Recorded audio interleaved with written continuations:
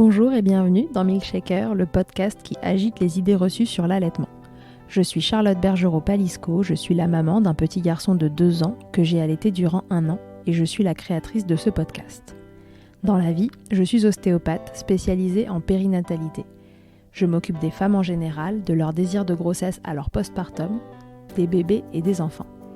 J'accompagne spécifiquement certaines problématiques d'allaitement en libérant les bébés des tensions qui les empêchent de téter correctement, permettant un allaitement serein pour la mère et l'enfant. Au fil des consultations, je me suis rendu compte que le principal frein à l'allaitement, c'était le manque d'informations, de partage d'expériences et de vécu dans une société où l'allaitement n'est pas une norme. Je vous propose donc d'interroger avec moi des mamans et des papas sur leurs expériences, mais aussi de vous informer auprès de professionnels spécialisés en allaitement. Mon objectif est simple, vous informer, vous donner les clés pour faire des choix en conscience, banaliser l'allaitement sous toutes ses formes, vous le rendre plus accessible, plus facile et alimenter ce fameux village dont on a tant besoin pour élever un enfant. Pour ce nouvel épisode avec une professionnelle de l'allaitement, c'est Émilie Chevalier que nous retrouvons. Vous la connaissez déjà si vous avez écouté l'épisode 4 sur les 11 idées reçues concernant l'allaitement. Émilie est consultante en lactation IBCLC, elle a suivi une formation spécifique sur les freins restrictifs buccaux. Elle va aujourd'hui nous parler de cette particularité anatomique qui se situe donc dans la bouche de votre bébé, des conséquences sur sa succion, votre allaitement et des manifestations que cela peut induire à court, moyen et long terme. Vous allez me dire « Ok, et après, on en fait quoi ?» Je vous réponds que suivra un épisode sur la prise en charge de ces freins restrictifs buccaux. Cet épisode-ci est chargé en informations. Pour continuer sur le sujet, je vous conseille le livre « Freins de langue » de Richard Baxter qui vient d'être traduit en français. Il est accessible aux professionnels, tout comme aux parents désireux de s'informer. Je vous souhaite une belle écoute. Bonjour Émilie, bienvenue dans Milkshaker. Merci. Émilie, ce n'est pas la première fois que tu viens me rencontrer pour Milkshaker. La première fois, tu nous avais parlé des 11 idées reçues sur l'allaitement maternel. Et aujourd'hui, tu nous reviens pour nous parler des freins restrictifs buccaux. Qu'est-ce que c'est qu'un frein restrictif buccal ? Alors un frein, c'est ce qu'on appelle un fascia, c'est une fine membrane. Donc c'est riche en collagène, ce qui explique qu'un frein ne peut pas s'assouplir, ne peut pas s'étirer. Et donc on a tous des freins. L'idée, c'est de regarder est-ce qu'ils sont restrictifs, c'est-à-dire est-ce qu'ils vont poser un problème pour la mobilité de la langue et de la lèvre, par exemple. Ok, très bien. C'est quoi les causes des freins ? Alors, on sait Pourquoi on a des freins ? Alors, on sait que ça a toujours existé. On sait qu'il y a des choses qui vont les favoriser, notamment, alors il y a une origine héréditaire. Alors, par exemple, si vous avez un premier enfant qui a des freins restrictifs, ça peut être intéressant chez les prochains de regarder effectivement s'il y a la même chose et à quel degré. L'environnement joue également un rôle important. Donc, notre alimentation, le glyphosate, on sait, participe à la dégradation de la qualité des tissus. Et puis l'influence du mode de vie des générations passées. Donc, il y a eu beaucoup de bébés qui ont été au biberon. Il y avait moins d'allaitement il y a quelques années. Et donc forcément, il y avait une moins bonne stimulation de toute la mécanique de la succion, ce qui avait engendré une explosion du nombre de freins restrictifs. D'accord, ok. À quel moment est-ce qu'on développe un frein de langue ou de lèvres restrictif ? À quel moment ça apparaît ? C'est pendant la grossesse ? C'est à la naissance ? Alors, durant le premier trimestre de la grossesse, ce qui explique que quand un bébé va naître, il en a déjà en fait des manifestations. Il y a déjà, par exemple, des signes de tension, il y a un problème déjà de mobilité de langue, etc. Ok. On va parler plus spécifiquement aujourd'hui de l'allaitement, mais les freins de langue, vous allez le comprendre après, peuvent avoir des impacts sur bien d'autres choses que l'allaitement. Et un bébé qui serait biberonné peut très bien avoir un frein de langue restrictif qui pose problème. Tout à fait. Que ce soit, ça peut être visible même au biberon, et puis ça peut l'être moins. On va parler un peu plus spécifiquement de l'allaitement. Qu'est-ce qu'on va retrouver comme signes qui peuvent laisser penser que mon bébé a un frein de langue, de lèvres ou de joue restrictif? Alors, ce qui est important déjà, c'est que quand on rencontre des difficultés d'allaitement, oui, ça peut être dû à des freins restrictifs, mais ça peut être dû à plein d'autres choses. Donc ça, c'est très important. C'est-à-dire que là, on va énumérer un certain nombre de signes, mais ça ne veut pas dire que si votre bébé, je ne sais pas, a besoin de téter fréquemment, ça ne veut pas forcément dire qu'il y a un problème de frein. Oui, voilà, ne vous jetez pas tête baissée sur mon bébé a un frein pour chaque symptôme qu'on va énoncer, même s'ils se multiplient entre eux. Les symptômes qui sont consécutifs aux freins de langue sont aussi des symptômes consécutifs aux tensions que génèrent les freins de langue. Et donc voilà, il faut prendre les choses avec un tout petit peu de recul pour pas se jeter tête baissée dans la piste frein. Mais voilà, c'est important s'il y a une ou plusieurs de ces choses qui sont présentes chez votre bébé, d'au moins se poser la question. Alors, vas-y, Émilie, raconte-nous quel est l'impact sur l'allaitement de ces freins restrictifs. Alors, du coup. On peut retrouver des douleurs et même carrément des crevasses chez la maman. Un bébé qui va ouvrir très peu la bouche, qui va prendre que le mamelon ou vraiment très peu d'aréoles. La maman va décrire une sensation de pincement, de frottement. Il n'y a pas forcément une douleur très marquée, mais la maman va dire c'est pas agréable en fait. Je sens qu'il y a quelque chose qui n'est pas fluide. Ok, ça c'est lié au fait que la langue en fait, ou la bouche n'arrive pas à faire le bon mouvement pour la succion, n'arrive pas à attraper le mamelon, c'est ça ? Tout à fait. Le mamelon peut même être déformé, on peut avoir un mamelon qui va être aplati, en forme de bâton de rouge à lèvres, en biseau. Ouais, quand il sort de la bouche du bébé, en fait, la pression que ça a mis fait que le mamelon ressort pincé ou en biseau. Ça peut être le cas aussi typiquement chez un bébé qui ne fait que serrer la mâchoire. Un bébé peut serrer la mâchoire à cause de son frein de langue ou de lèvres, mais il peut aussi la serrer parce qu'il est tendu. Et ça va donner douloureux, la même chose. Voilà, pour plusieurs raisons. On peut également retrouver des mastites à répétition, canal bouché. Donc ça vient du fait que le sein n'est pas drainé correctement. On peut également retrouver des candidoses mammaires à répétition. Ce qu'on appelle candidose mammaire, c'est la mycose du sein. Et alors pourquoi à répétition ? En fait, quand il y a un frein restrictif de langue, la langue, elle est donc bloquée sur ses principaux mouvements, notamment monter au palais, se plaquer le long du palais. Et normalement, l'enfant, une fois qu'il a tété, la langue se plaquant au palais, elle va frotter sur ce palais et donc s'auto-nettoyer. Si la langue, elle ne peut pas se plaquer au palais, il va y avoir une stagnation de lait, ce qui peut engendrer des mastites des candidoses à répétition. Pardon. Ok. Alors c'est important ça, le fait de dire que chaque symptôme énuméré là, c'est pas forcément le frein n'est pas forcément la cause, parce que des candidoses mammaires, on en voit assez régulièrement, malheureusement. Et les candidoses mammaires, ça peut être en lien avec une prise d'antibiotiques chez la maman, voire même chez le bébé.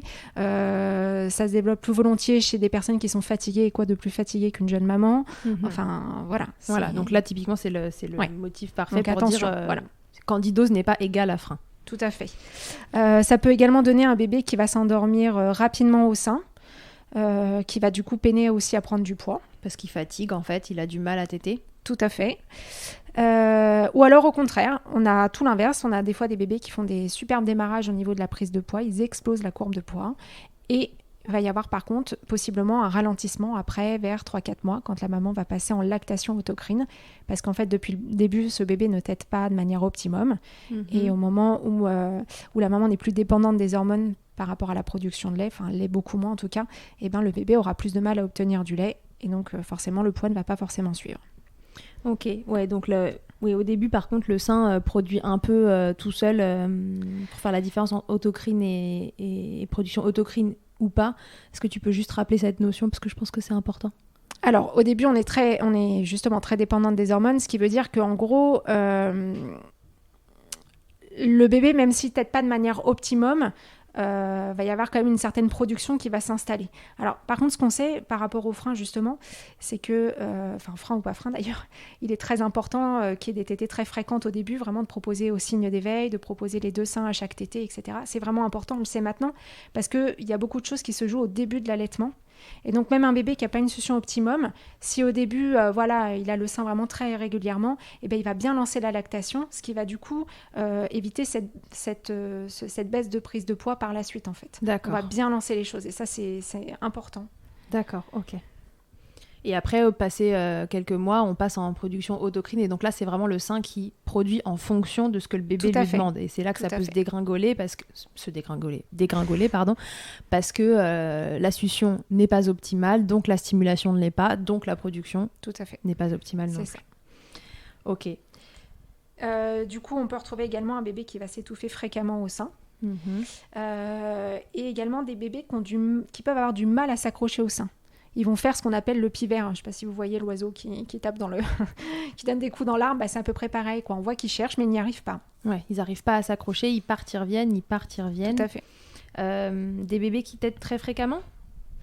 Alors, un bébé qui tète, alors, qu'est-ce qu'on appelle un bébé qui tète très fréquemment ? C'est vaste.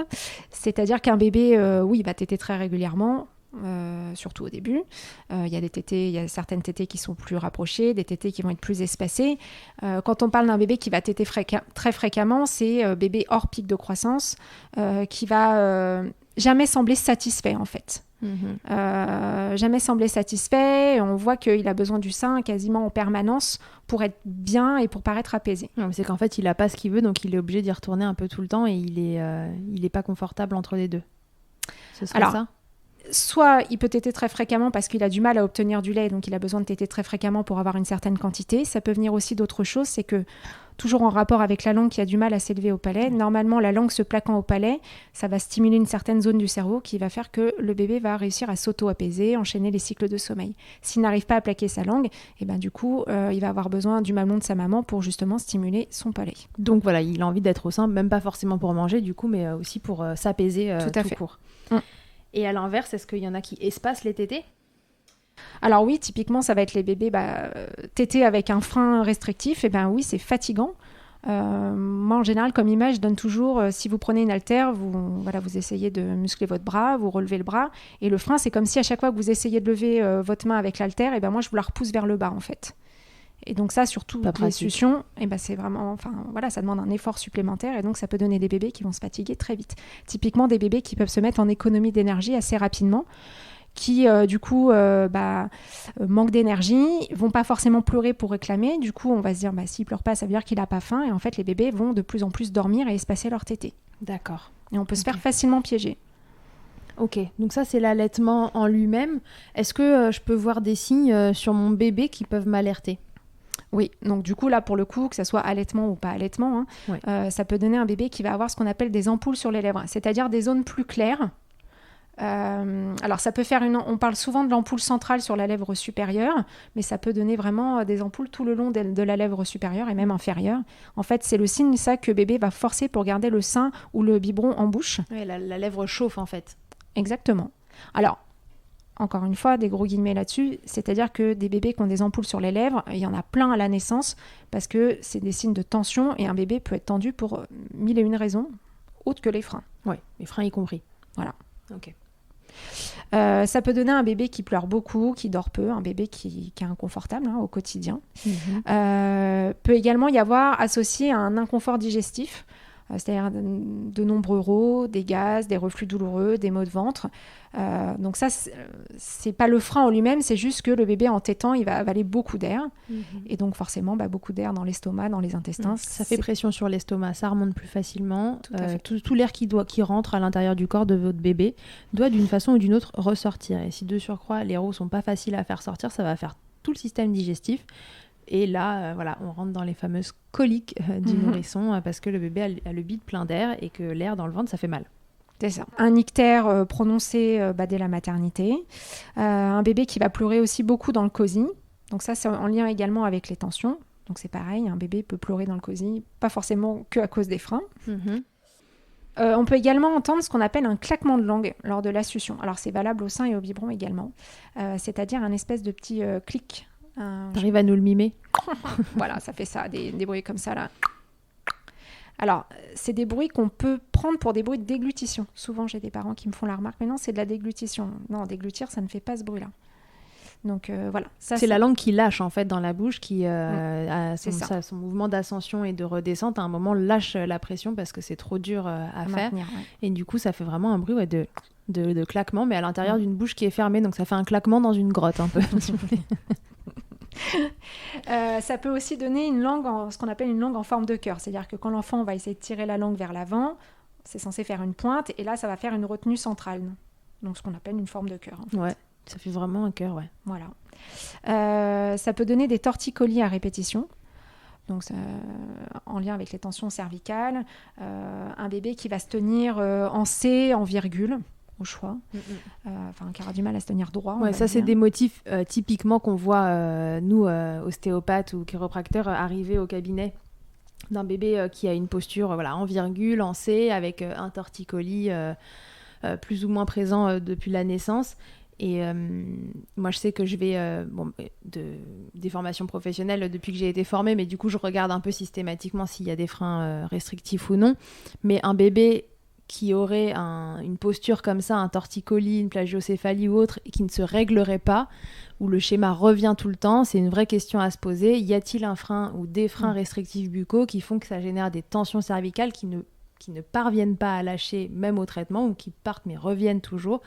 Voilà, c'est une vraie question à se poser si votre bébé, malgré les traitements c'est ça. Et ça, c'est important. Manuels, reste coincé. Oui, c'est important, c'est-à-dire qu'un bébé qui a un torticolis, qui a du mal à tourner la tête d'un côté, voilà, on peut faire une première séance avec un ostéo ou un chiropracteur.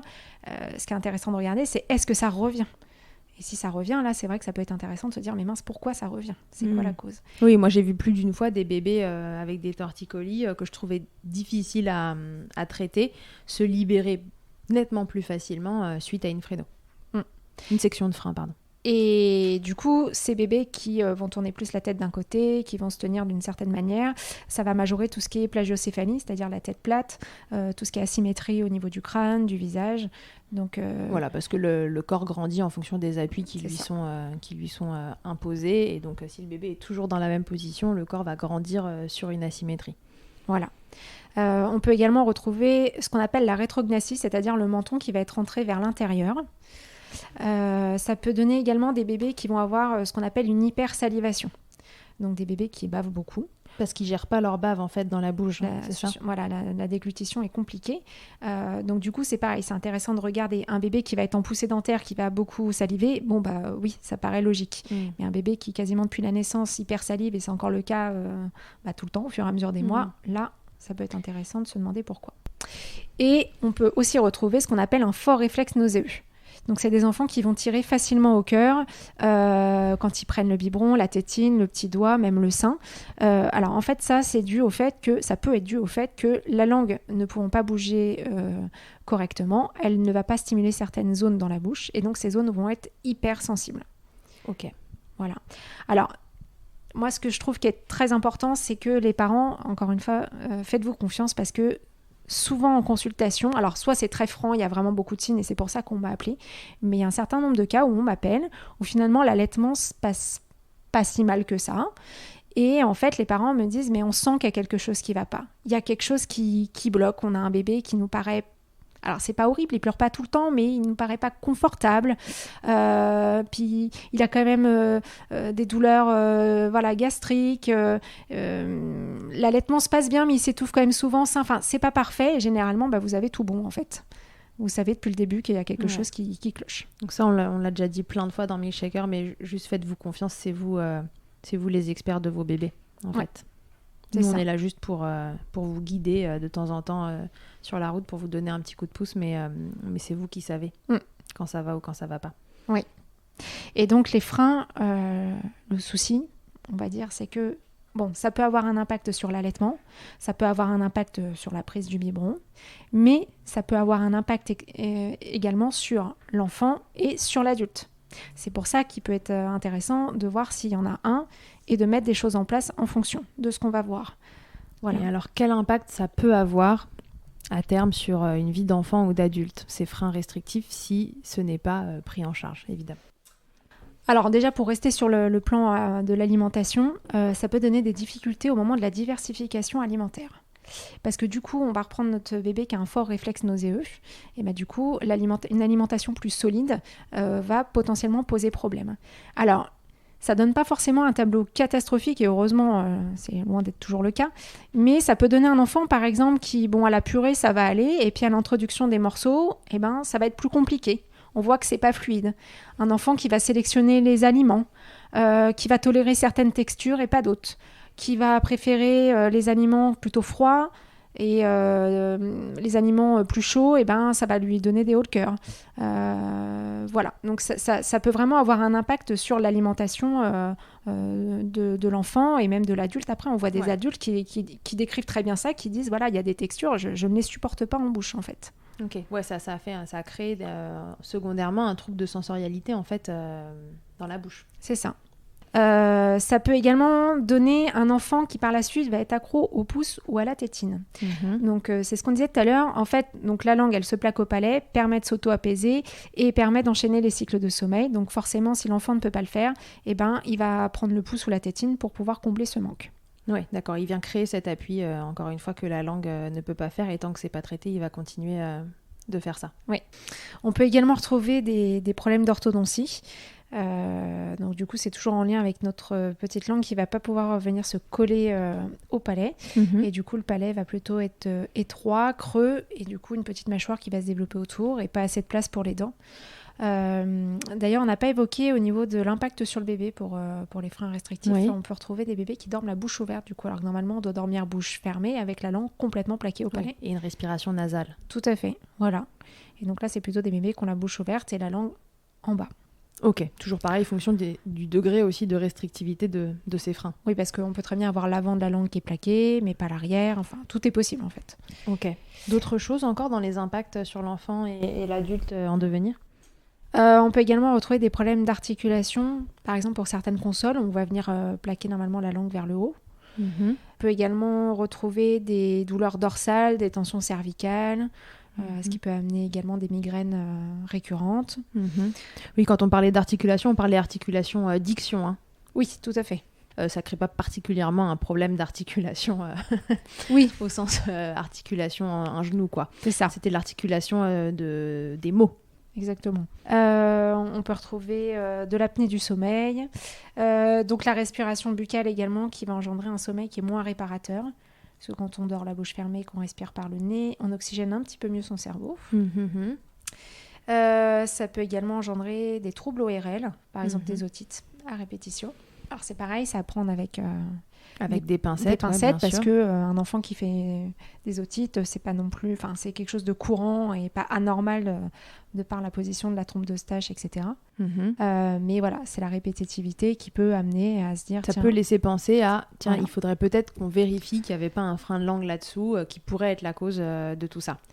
Toujours pareil, avec un peu de conditionnel autour de tout ça, c'est que c'est pas parce que vous avez un frein de langue que vous aurez l'un de ces problèmes ou tous ces problèmes cumulés. C'est fonction de la restrictivité du frein et puis il y a certains symptômes ou certaines manifestations qui vont être là chez certaines personnes, pas du tout chez d'autres et inversement. Donc c'est vraiment... c'est du cas par cas. C'est du cas par cas, voilà, tout à fait. Et on sait également qu'il y a un lien entre allergie et freins restrictifs buccaux. Donc des conséquences, il y en a plein. On pourrait y passer la journée, donc on a rétréci la liste. Donc ce qui est important de comprendre, c'est que déjà, oui, c'est du cas par cas. Et en deuxième partie, que les freins restrictifs ne gênent pas que pour l'allaitement. Parce que c'est souvent ce qu'on entend de la part de certains professionnels. Donc non, il faut voir vraiment au-delà de l'allaitement. Donc il ne suffit pas, entre guillemets, d'arrêter l'allaitement, de passer à des biberons de lait artificiel pour que ça y est, le problème soit réglé. Oui, et d'ailleurs, ce n'est pas forcément le cas. Parce qu'un frein de langue très restrictif sur une tétine de biberon peut tout à fait être un bébé qui ne ventouse pour autant pas bien son biberon, qui prend quand même beaucoup d'air.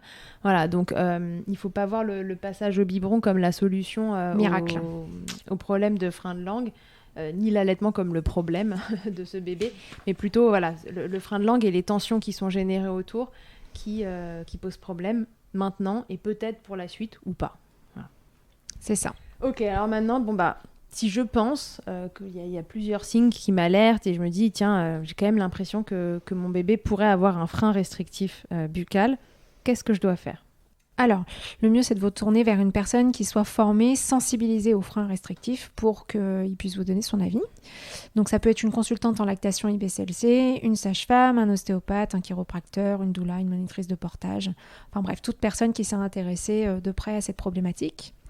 Et ensuite, c'est un médecin, un pédiatre, un ORL, un pédodontiste qui confirmera la présence de ce frein restrictif.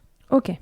Comment je peux savoir si cette personne est bien informée ? Est-ce qu'il y a des choses qu'elle va me dire ou des questions qu'elle va me poser qui peuvent me rassurer ?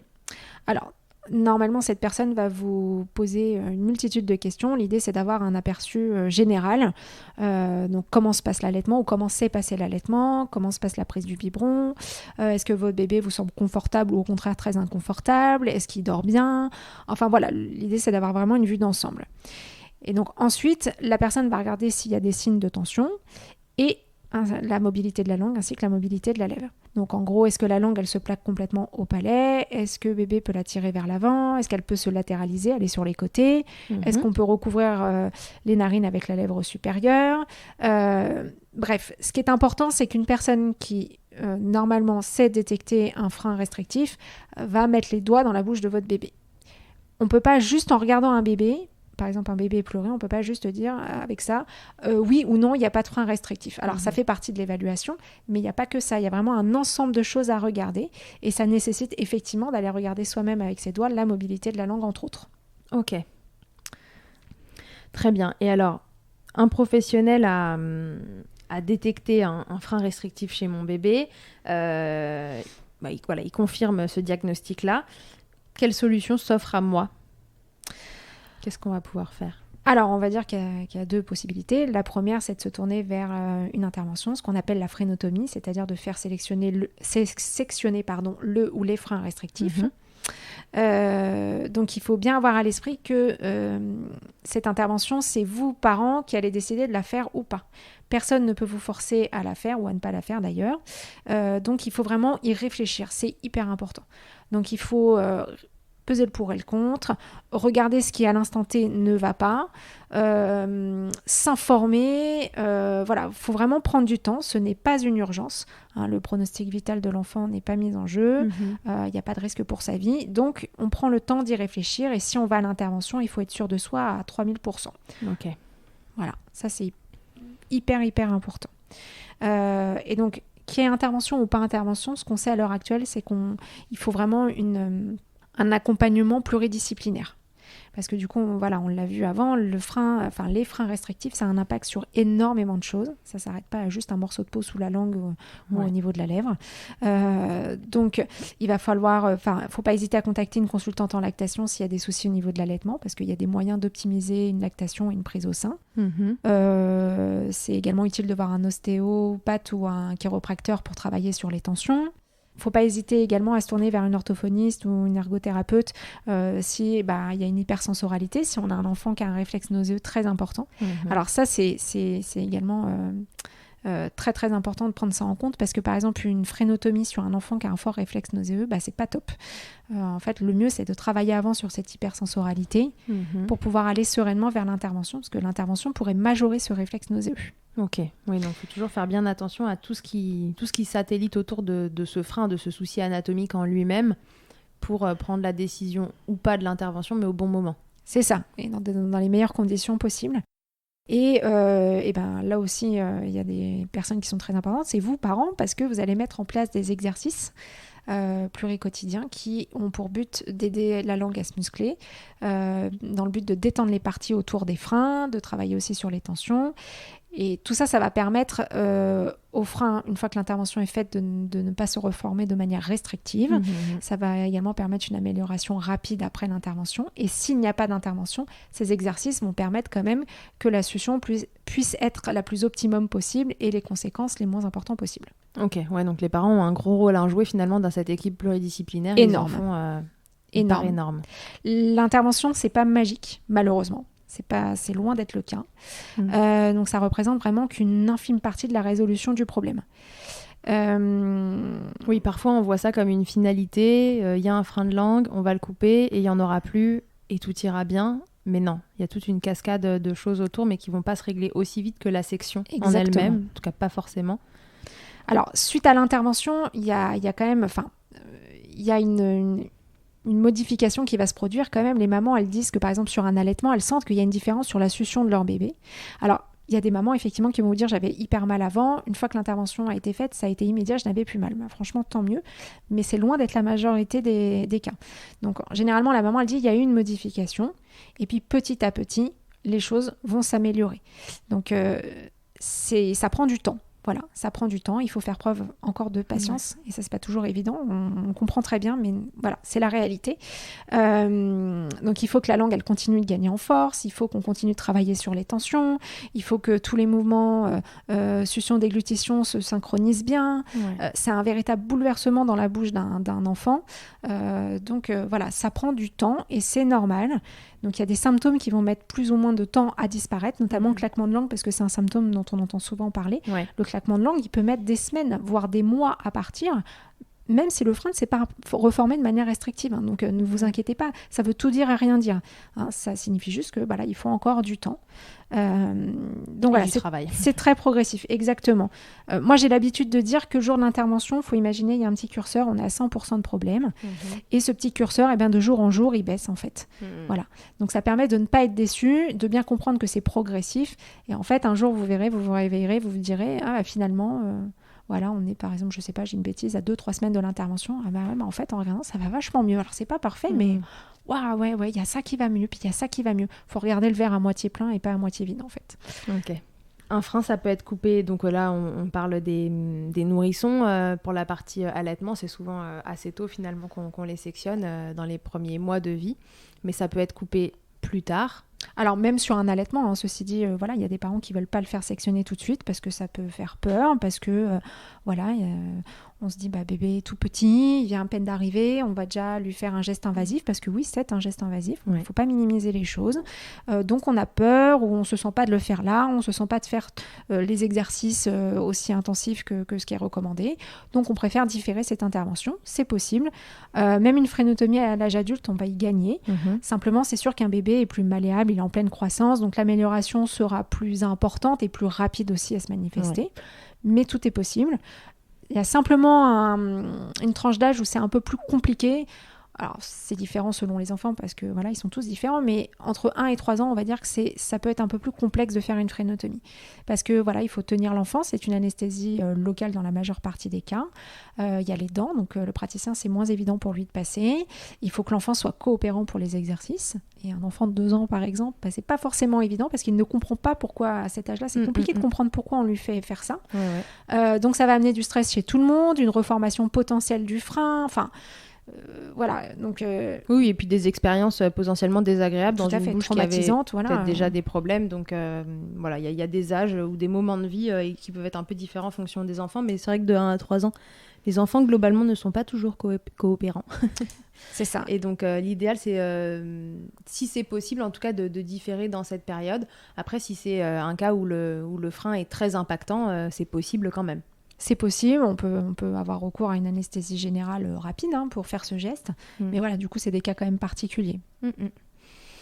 Ok. Et alors, si on n'intervient pas sur notre chouchou parce que soit on ne s'est pas senti de le faire, soit on était dans une situation, un entre-deux où on s'est dit ce serait bien, mais bon, c'est pas dramatique non plus.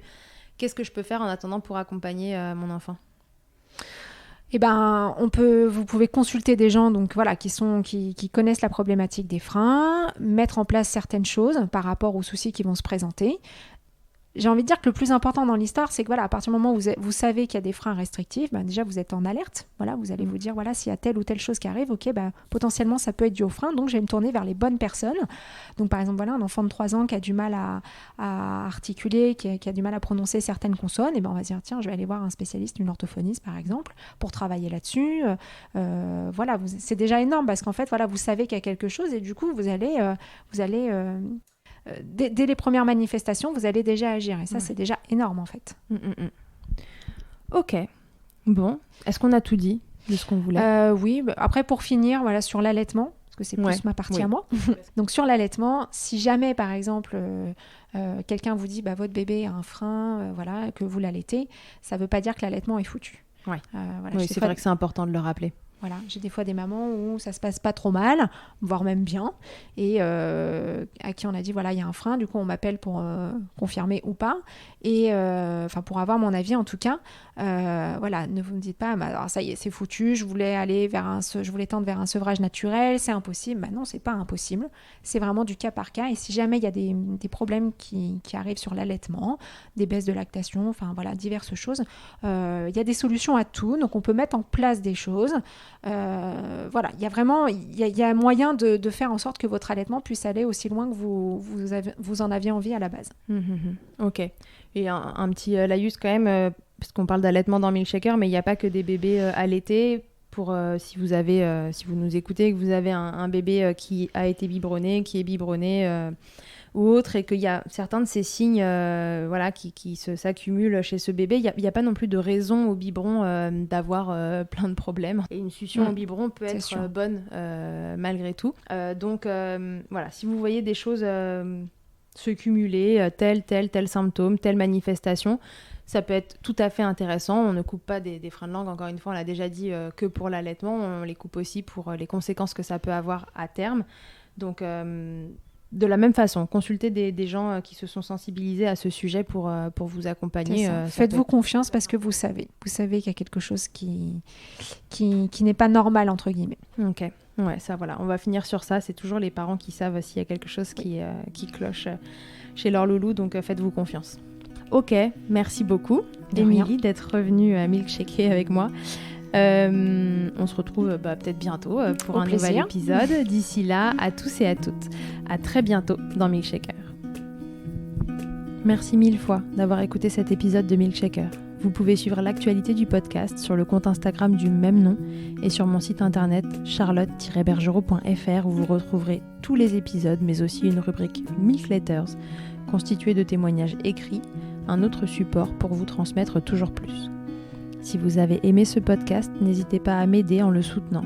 Pour cela, je vous invite à vous abonner, à laisser un commentaire, à lui attribuer 5 étoiles en fonction des plateformes, ou encore en parlant beaucoup autour de vous. Je ne vous présente plus Emma et son titre I'll Be There qui continue de nous accompagner. Et je vous dis à très vite pour un nouvel épisode. D'ici là, n'oubliez pas, prenez soin de vous, milkshakez autant que vous le voudrez et bousculons ensemble les idées reçues sur l'allaitement maternel. I hate to see you down. Can't stand to know you're hurt. When you say it's getting loud, the voices in your heart. And you know I get it, so let it all out. Keep your head up, your masterpiece, and I'll swear that I'll be there by your side. Text away, you know you can find me. It just takes a whisper and I'll be there to listen. I got you, I'll fight with you, 'cause I love you. I'll be there, I'll be there. Oh, I'll be there, I'll be there. I know I'm not perfect. Sometimes I look myself, but I hope you know I care. You can meet me anywhere. You know I get it, so let it all out.